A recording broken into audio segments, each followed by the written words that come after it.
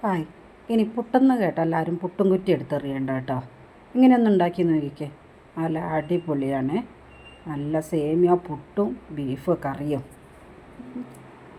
ഇത് നാളെ രാവിലത്തേക്കുള്ള ദോശയുടെ മാവാട്ടോ. ഇതൊന്ന് കലക്കി വെച്ചതാണ്. നമ്മുടെ സേമിയ ഒന്ന് വേവിച്ചെടുത്ത് ഞാനിത് പകുതി എടുത്തുള്ളൂ കേട്ടോ. പകുതി അത് ബോക്സിലിട്ട് എടുത്ത് വെച്ചിട്ടുണ്ട്. ഞങ്ങൾക്ക് രണ്ടാക്കായതുകൊണ്ട് കുറച്ച് തേങ്ങയും ഇത് വെള്ളം തിളപ്പിച്ചപ്പോൾ അതിനകത്ത് ഉപ്പിട്ടിട്ടുണ്ടായിരുന്നു കേട്ടോ സേമിയയിലേക്ക്. അപ്പോൾ അതുകൊണ്ട് ഉപ്പ് വേണ്ട. നമ്മുടെ പുട്ട് അടിപൊളി ടേസ്റ്റാട്ടോ. നമ്മുടെ പുട്ട് റെഡി, ബീഫ് റെഡി. അപ്പോൾ ആരും മിസ് ചെയ്യരുത് കേട്ടോ. എല്ലാവരും ഒന്ന് ട്രൈ ചെയ്ത് നോക്കണേ. പുട്ട് ഇഷ്ടമില്ലാത്തവരൊക്കെ ഒന്ന് ട്രൈ ചെയ്ത് നോക്കണം. ഇത് കുടിക്കാൻ വെള്ളം ചൂടാക്കിയതാണേ. നമ്മുടെ ആവി പറക്കുന്ന പുട്ട്, നമ്മുടെ രണ്ടാമത്തെ കുറ്റി പുട്ടും കൂടെ വെച്ചിട്ടുണ്ട്. അപ്പോൾ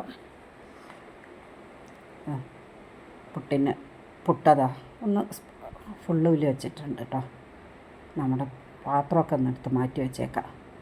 നമ്മുടെ രണ്ടാമത്തെ കുറ്റി പുട്ടും നല്ല റെഡിയായി, നല്ല ആവി വന്നിട്ടുണ്ട്. അങ്ങനെ നമ്മുടെ സേമിയ പുട്ട് ബീഫ് കറി റെഡി.